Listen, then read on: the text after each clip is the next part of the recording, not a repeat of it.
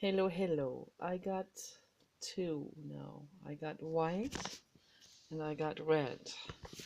And I'm going to mix these two colors now. That's going to be very exciting.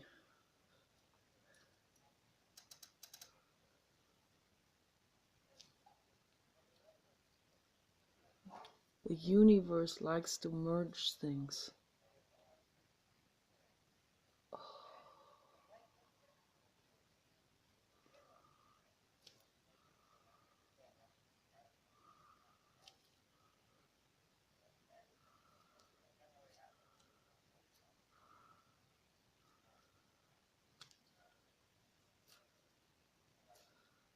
Nice.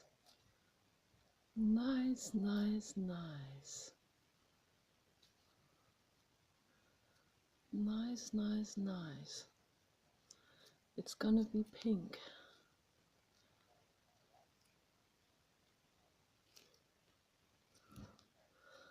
So, this is part 2 of Mental Enclave.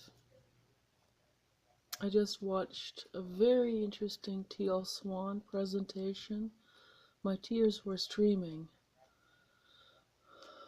because I know exactly what she's talking about.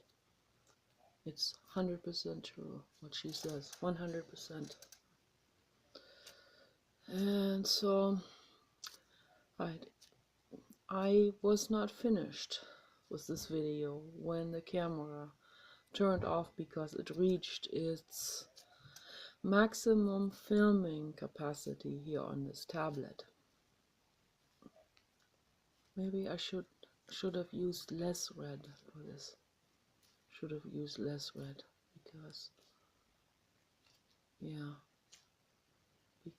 now it's not gonna be a pale pink, it's gonna be a very more like a coral or something.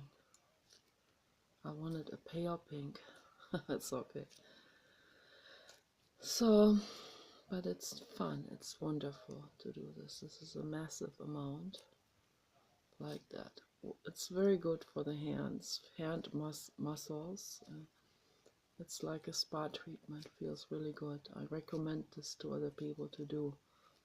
Feels real good. And then you don't have to make anything in particular with it. Just net it like this. Feels very good. And then eventually maybe something will evolve out of this netting process. So just allow it to become. Yeah. Allow the infinite universe to create something with that. It's a wonderful thing.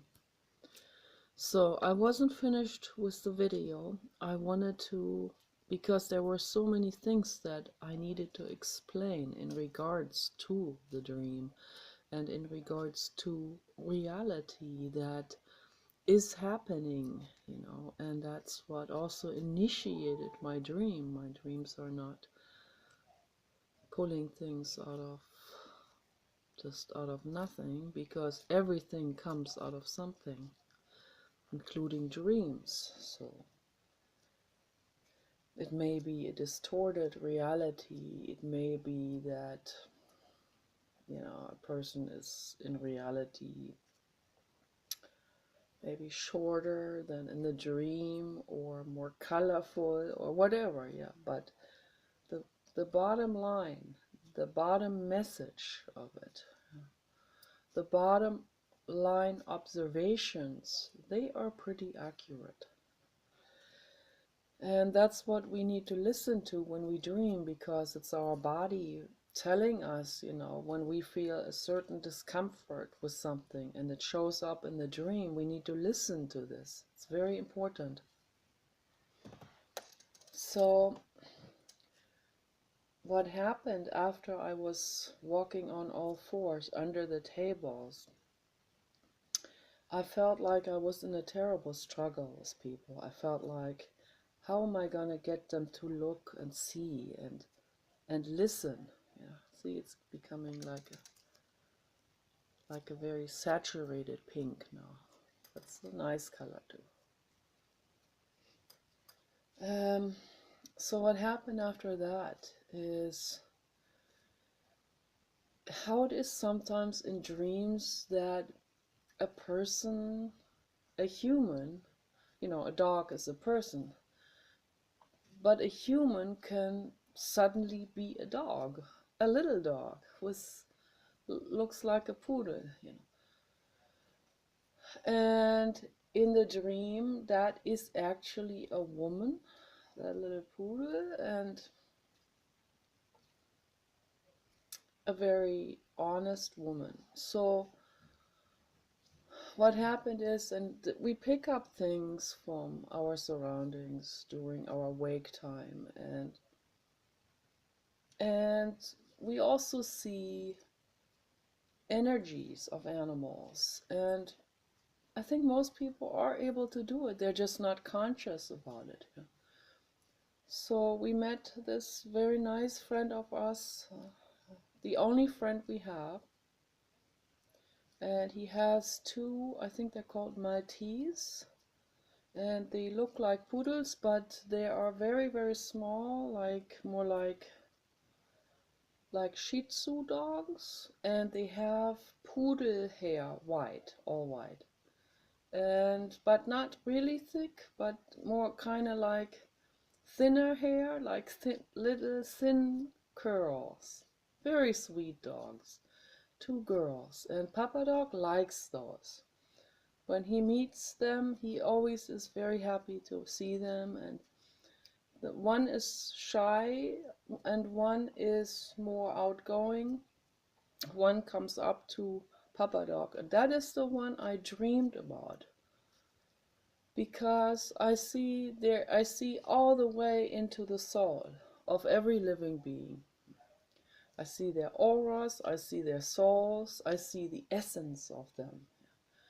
And when I paint an animal, like when I always have been drawing my dogs, Papa and all the other dogs in the past, I would I would draw particularly their essence.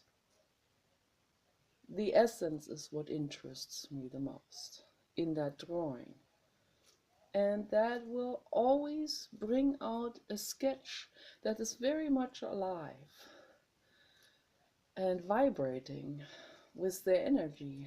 And the same with when I meet a dog, like the girl Maltese dog yesterday at the beach.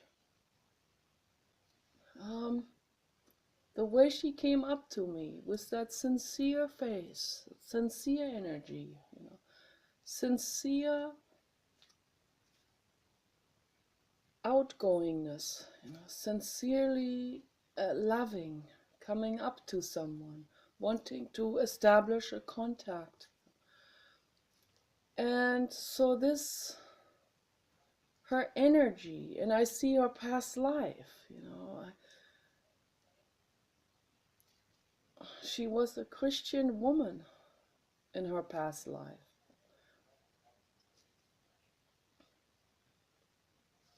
And she was living in such an enclave as I have dreamed about, in my dream this morning. And so suddenly there she was, as the Maltese dog girl. But in the dream she was also a human. She was a woman at the same time. So this is, in our dreams, these things become blurred. These things become very, very, very enmeshed and mixed up like the clay, and very, very much twirled and mixed and jumbled, and there is no dualistic line between this or that being.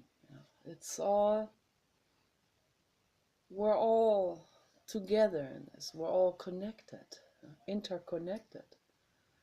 And so the Maltese and her former incarnation, it's all there, it shows up, it's being represented again in that dream. And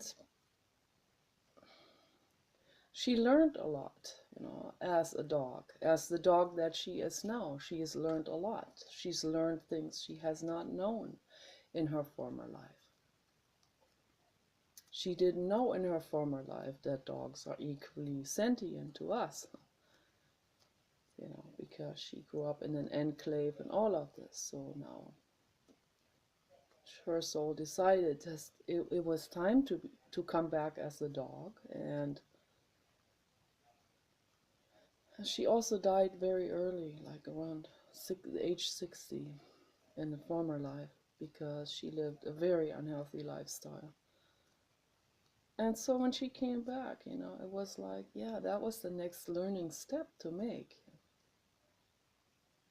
And it was eye-opening for her.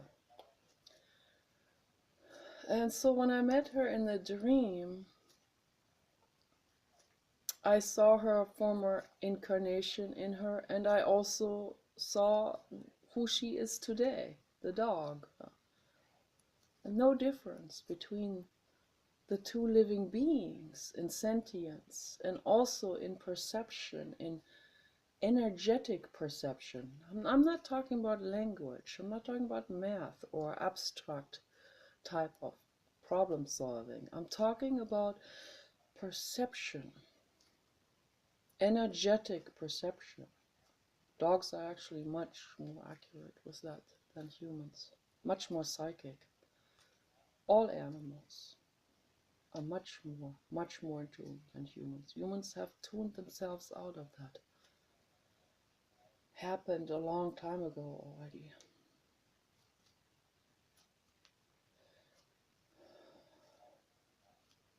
So suddenly, yeah, she was there among other people, and I was trying to bring this message of love across.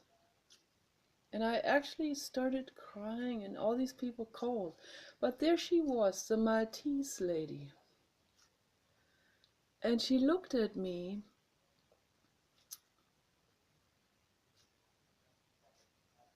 and she looked at me with this very sincere face.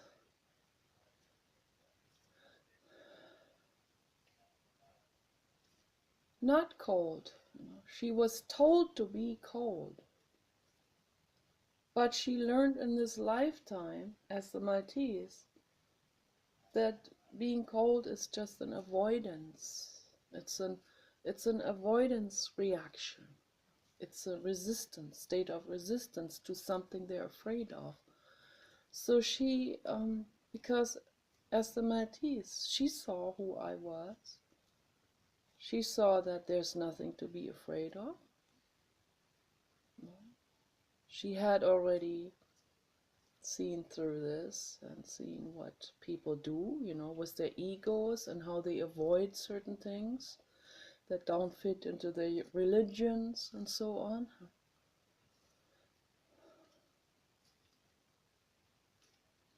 One time at the Jehovah's Witnesses, I visited the Jehovah's Witnesses. I was depressed, and a friend who, massage therapist actually, who happened to be a Jehovah's Witness. She, a real sweet woman. She said, you feel depressed, and that's the only way they're even allowed to socialize with anyone, is to bring them into the Jehovah's cult. So she said, you're feeling down, come, I bring you to the Jehovah's cult. That was her only therapy that she could think of. So we listened to this. I agreed with some things. I strongly disagreed with other things. And why do we need a religion for anything, right? You can be a kind person without that. So then after that I went for another event that happened at someone's personal house, and that's when they were reciting something out of their Jehovah Bible, and the things made totally no sense to me at all. I just endured the hour or whatever. And then after that hour, the she and another person I had also met, and they were there, and they were all together in there. And it's also interesting that she and the other person, they kind of bonded because they're all dog people, and so the dog people bonded. But they don't even see that consciously because they are. That's also why they bonded with me, or like there was a big initial starting of bonding with me, but then they realized, oh no, the only way we can bond with her is if we draw her into our cult. But it's impossible to do that with me because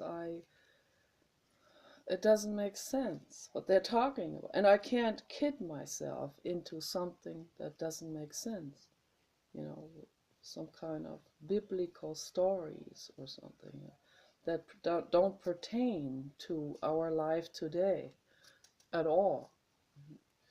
So,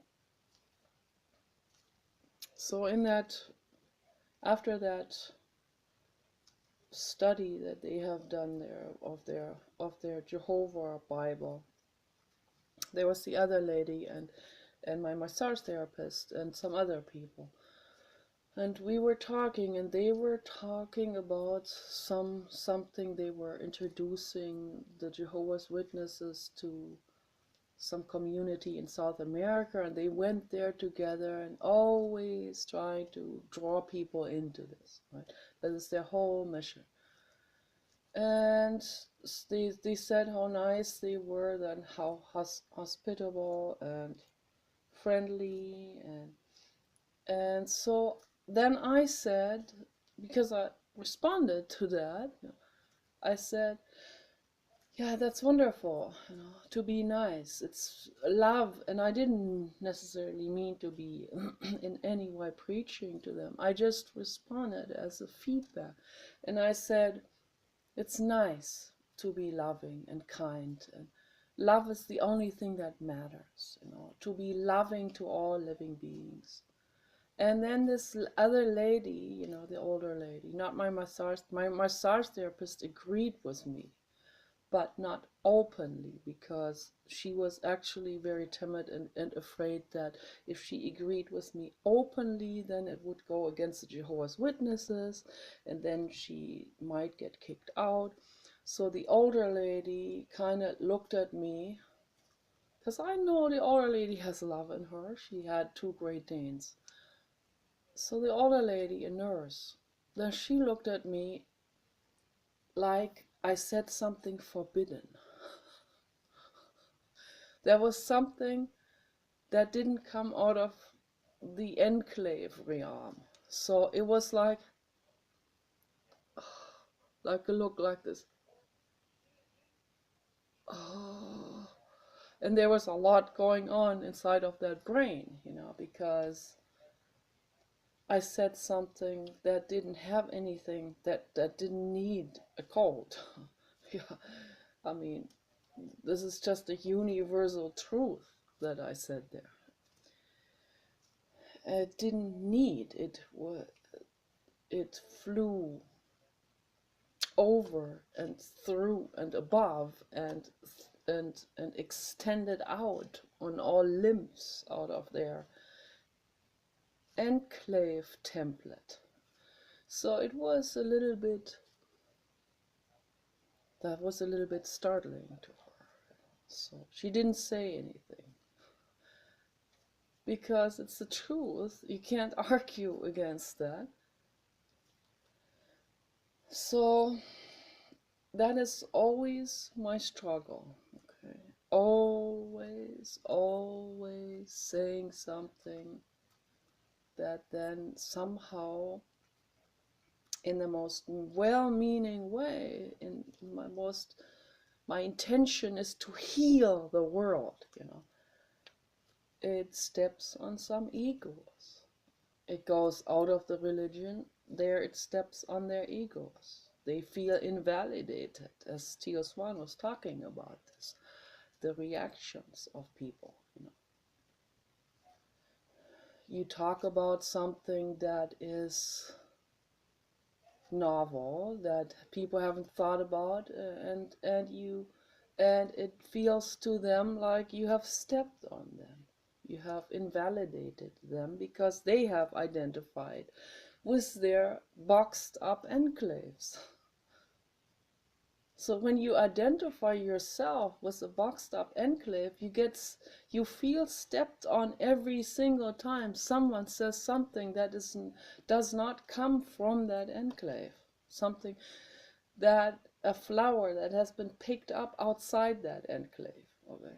And it was all well meant and everything, and meant to love everyone, but the ego feels stepped on. And that's why then there are these reactions where they go, who does she think she is? Or do you think, are you a dictator? You dictate your philosophy to the world? First of all, that's not my philosophy. Love, okay? Love stands for itself. And it wants to encompass everyone. It hugs everyone, okay?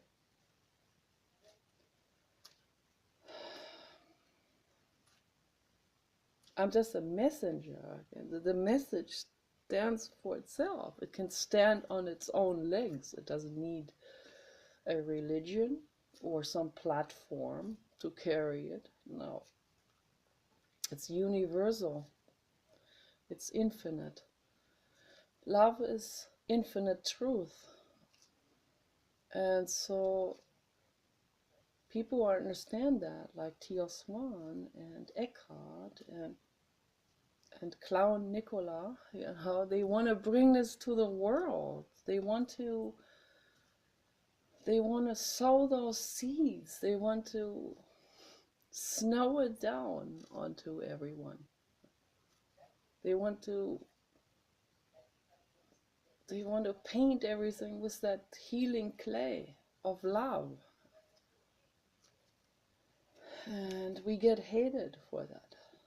Real badly hated, because somehow unintentionally it steps on people's egos, because their egos have identified with their anti-information and with their religious indoctrination that is not of truth. So you bring truth in, you step on someone's foot. But if that's what happens when we bring truth in, then that's what happens. You know, I'm not gonna, as they always say, you can't make everyone happy, you know.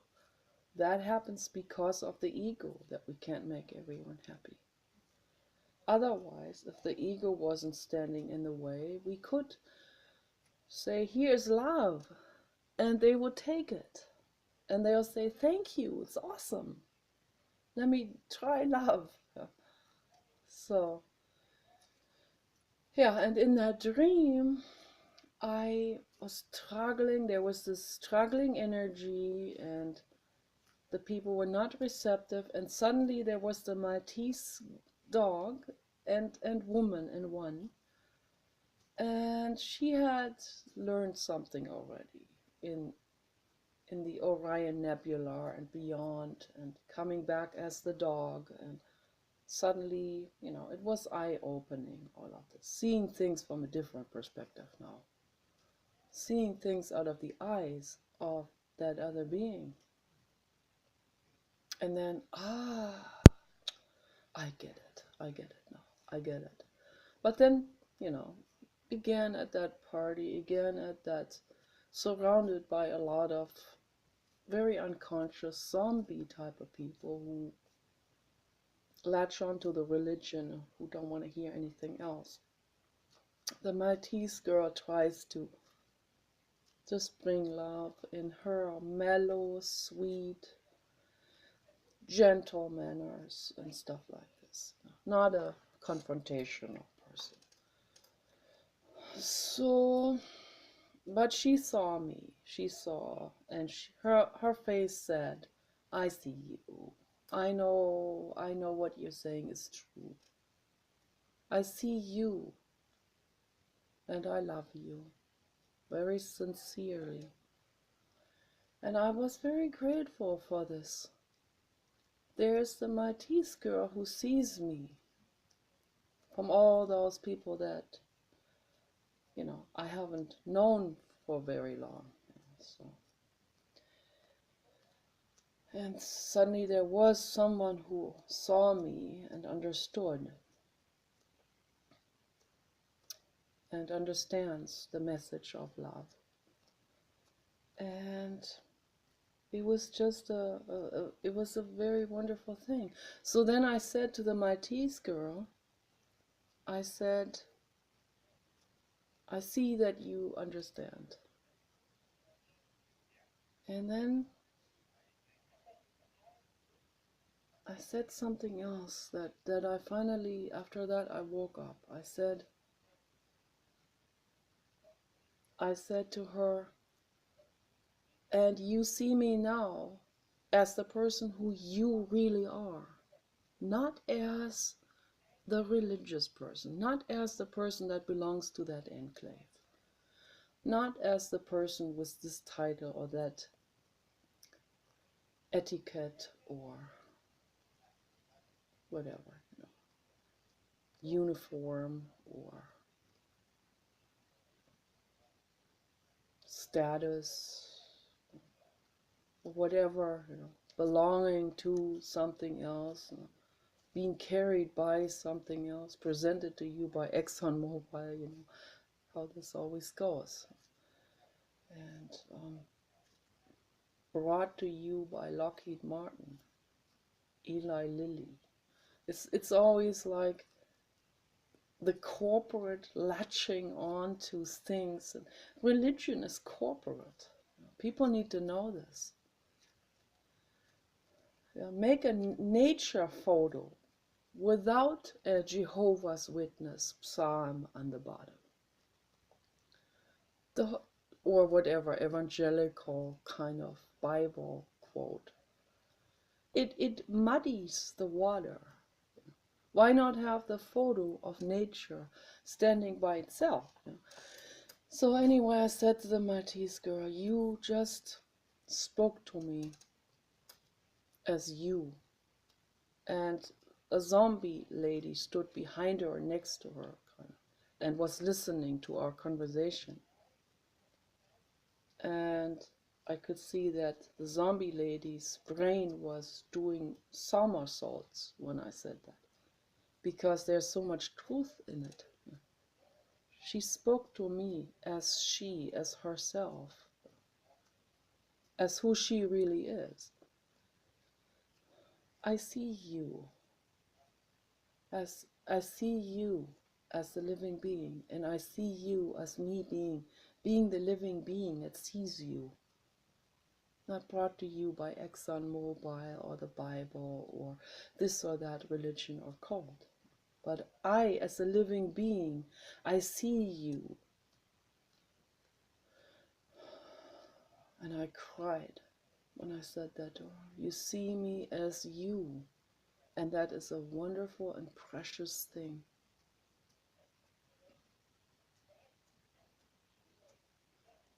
And you spoke to me, even though she spoke to me telepathically. I said, you spoke to me as you.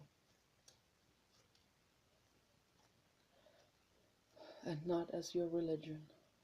And then the Maltese girl saw the truth in that statement also.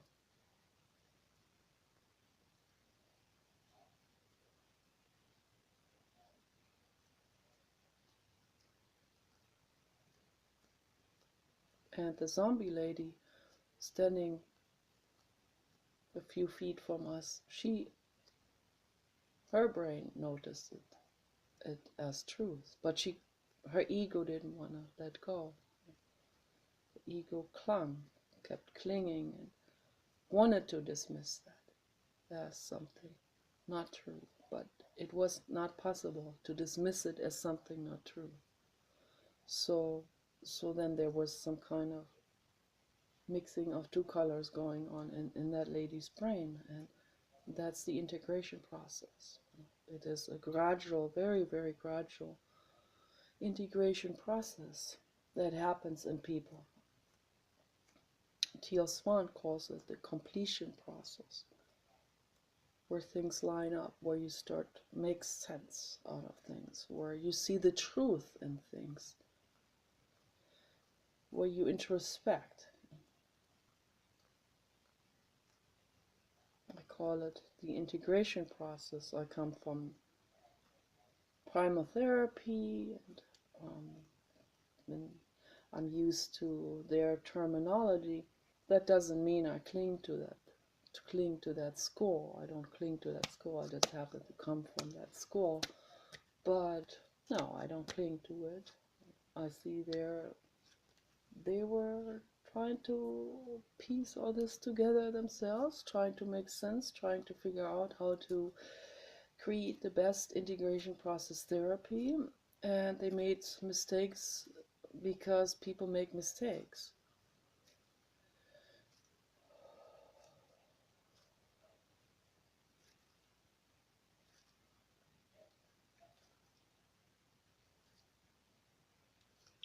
So a better therapy has to be created out of that entire jumble.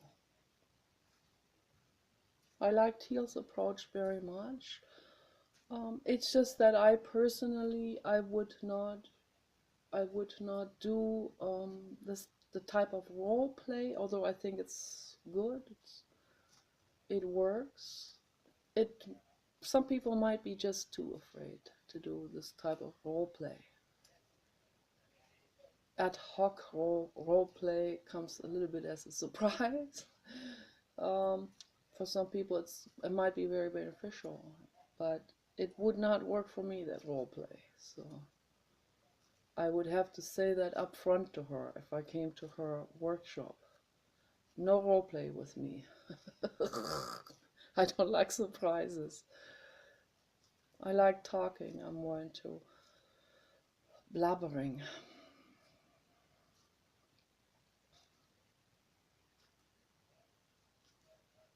Role play happens already on its own, when we try different things or different clothes, and when we start to tell ourselves a different story. That's also role play. It can be very healing. You tell yourself, as what Tony Robbins did in his workshop, ask the lady to run this internal program, telling herself that she's precious the way she is. It's a powerful thing to do. Powerful, powerful, powerful. It explodes and shatters every lie in society. But I love and respect Teal's work. It's amazing work. And she's helping a whole lot of people. And Eckhart too, helping a whole lot of people. And Thich Nhat Hanh, of course, and Paul Watson is helping a whole lot of animals, and Ingrid Newkirk too, and so many people, and Suma Qinghai is helping so many animals and people. There are some amazing people out there in the world, a few scattered around the globe. Some really amazing souls. And they contribute so much peace and so much love and so much introspection to the world. And they have haters on their backs because people's egos don't want to let go.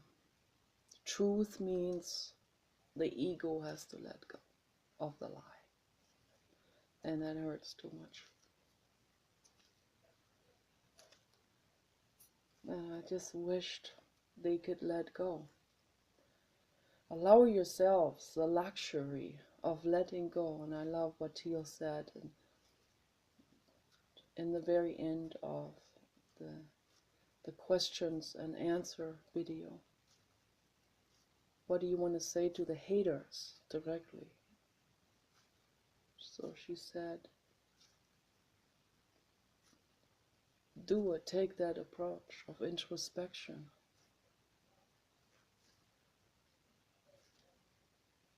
At least, try that approach. Have the courage to do it. And that's my message too.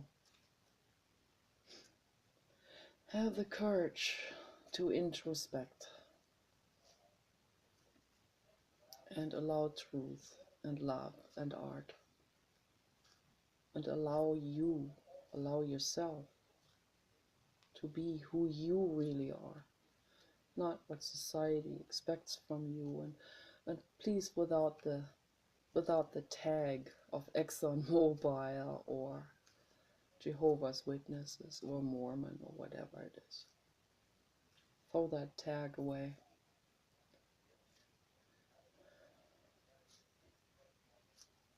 You're not owned by ExxonMobil or any of these things. Don't enslave yourself to that. Be free. Get clay and make art. Free yourselves.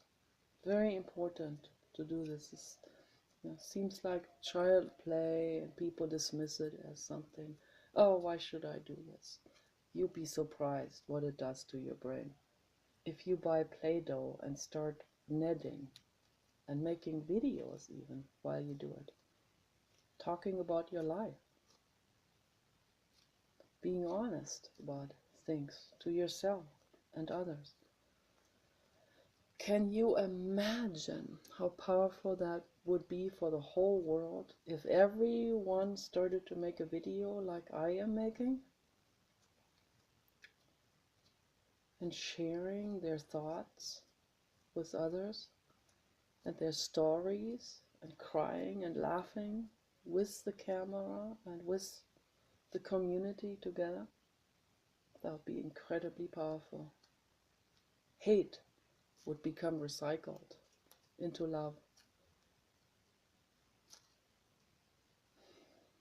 The ego clings to hate because it draws its power and identity from it. Have the courage to let go of that. Have the courage. It will be a luxury beyond imagination for you and your brain. And it will be saving this entire planet if everyone did it. And even if not everyone does it, you do it. Okay, watching this video, you do it. You go out there and do it. Okay, and then help other people do it too, and then spread it and tell them to help other people do it too.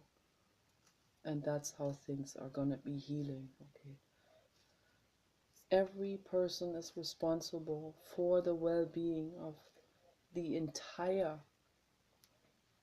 and the eternal and internal and external and all. Everyone is responsible for this planet and beyond. We're going to venture out beyond eventually. So Elon Musk is going to make that happen.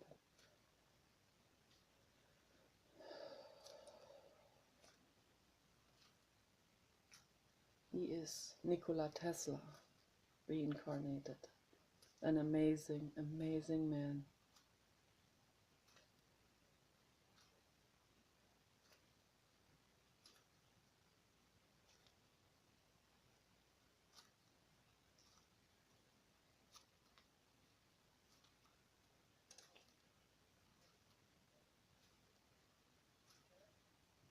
And to all of those people out there, who are afraid to lose customers or who are afraid to be seen even under my video, my message to you is dissolve that identification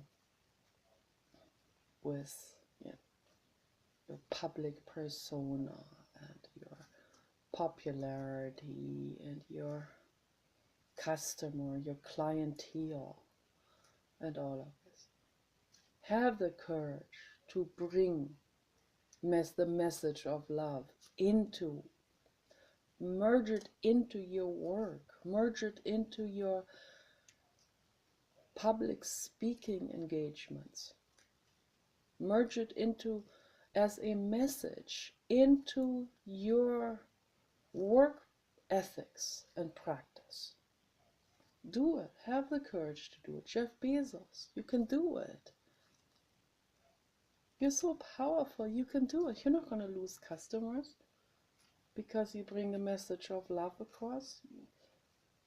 You have a tremendous leverage to bring such messages across. Do it. And every single person can bring that message across. Okay? Don't be afraid to be called some kind of insult. All the people out there on the internet. There are even people who are completely incognito, yet they still don't want to be seen under responding under my video and stuff like this. That's how far it goes. That's how far the fear goes. What could happen if you are seen under my video by someone? Oh, he commented under her video. Oh my God, he must be a loser. That's the message of a hater. That has no weight. Has absolutely, there's no truth about it. Okay? It's just a hate response. It's an ego reaction. That's all it is. Don't take that seriously.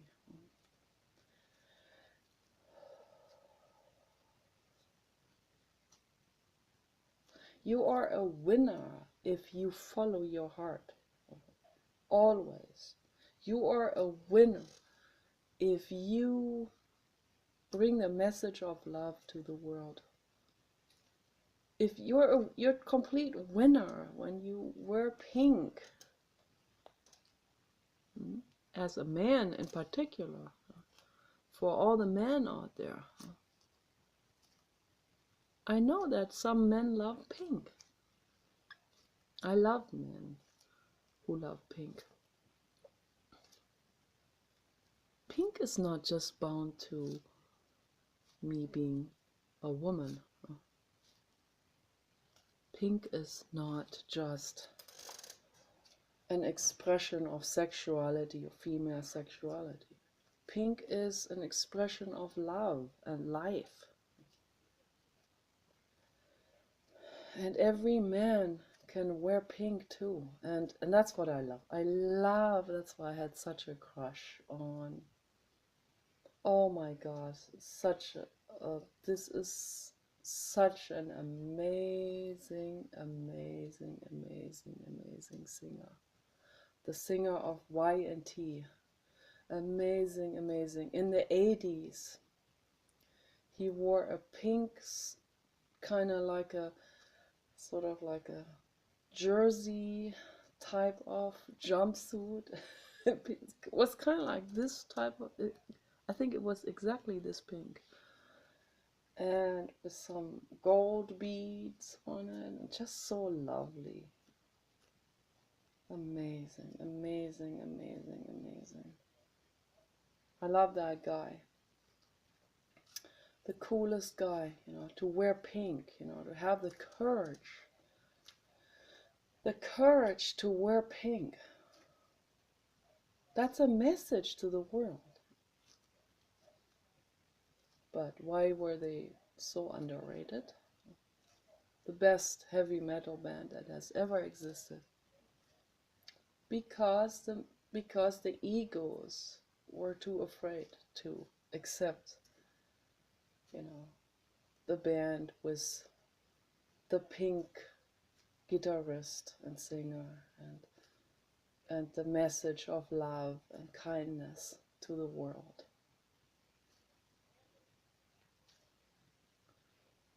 The message of I love you, and this merging together.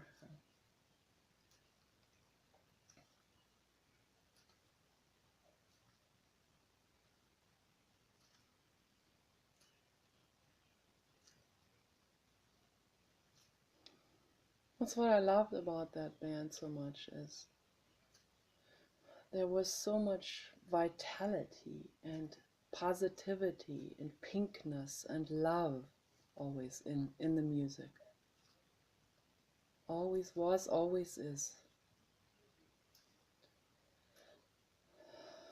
So peaceful, so sweet.